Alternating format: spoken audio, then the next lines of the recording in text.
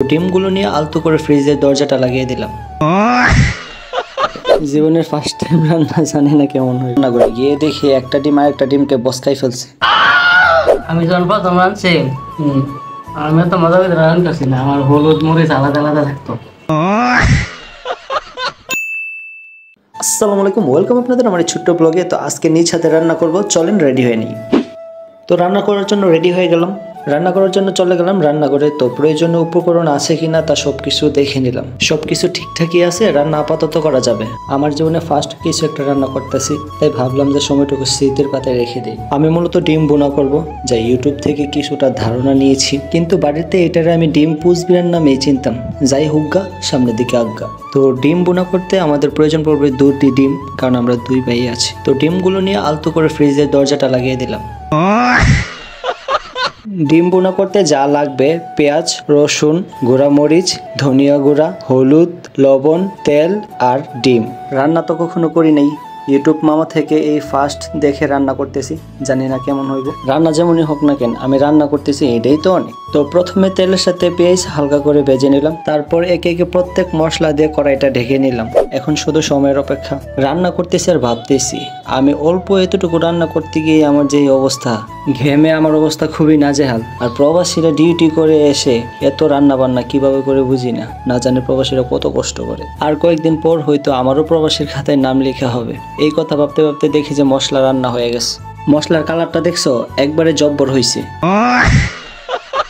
তো এখন ডিম দেওয়ার পালা, ডিম গোলা দিলেই আমাদের রান্না সম্পূর্ণ হয়ে যাবে, শুধু সময়ের অপেক্ষা করতে হবে। জীবনের ফার্স্ট টাইম রান্না, জানি না কেমন হইব, দেখা যাক কি হয়। কিছুক্ষণ সময় অপেক্ষা করার পর যখন আমি ঢাকনাটা খুললাম, আমার রিয়াকশনটা ঠিক এরকমই ছিল। রান্না তো ভালোই হয়েছে, কিন্তু খাবারের স্বাদ কেমন হইব জানি না। তো চুলার আগুন কমিয়ে রেখে ভাবলাম যে বন্ধুরে একটা ফোন দিই, দেখি কি অবস্থা। মাঙ্গের নাতি তো এমনি তো কোনো খোঁজ খবর নেই না, যাই হোক ফোন দিই। আমা, রান্নাঘর থেকে কিসের আওয়াজ আসতেছে? আমি তাড়াতাড়ি দেরি না করে চলে গেলাম রান্নাঘরে। গিয়ে দেখি একটা ডিম আর একটা ডিমকে বসকাই ফেলছে। আয় হাই, ডিম বোনা তো পুড়ে গেছে, আল্লাহ জানে স্বাদ হইব কিনা। তো ভাই আসার পর 2 ভাই মিলে ভাত খাইতেছে, আর ভাইকে জিজ্ঞেস করলাম, ভাই আমার হাতের রান্না কেমন হয়েছে? ভাই বলতেছে বাক্কা মজা হয়েছে। কিন্তু তোমরা তো বিশ্বাস করবে না যে আমি এত ভালো রান্না করি, তাই প্রুফ হিসাবে ভিডিওটা রেখে দিলাম। বাক্কা মজা হয়েছে। আচ্ছা, আমরা এদিকে হইতে কি অবস্থা।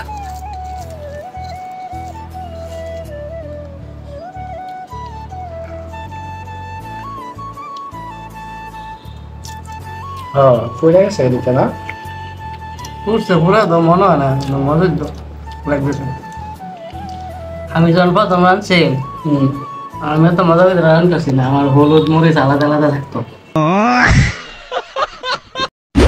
এত ভালো রান্না আমি পারি, আমার বিশ্বাসই হইতেছে না। ছোটখাটো একটা নোবেল দিলেও কম হইব না আমারে।